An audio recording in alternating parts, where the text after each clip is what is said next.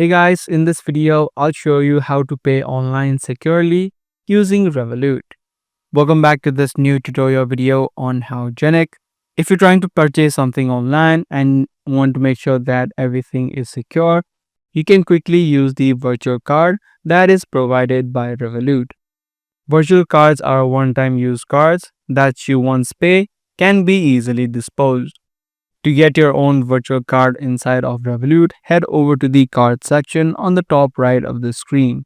Now once you're inside of the card section, you'll see a option called use a virtual card or a disposable card. Just tap on this option and you'll be able to choose from different virtual cards that are available. Just select the one that you have and then tap on get disposable virtual card. Once you do that, your virtual card will be ready. In order to get the details, you just tap on the show details option and you'll get the information of the card such as the card number and the security code. Once you're done using this card, you can easily tap on freeze and this card will be disabled so that no one else later can use it. So using the disposable cards available inside of Revolut, you can pay securely online. I do hope this guide video was helpful to you. It was a short and easy video. If this video did help you out, be sure to subscribe, share, and also give this video a thumbs up.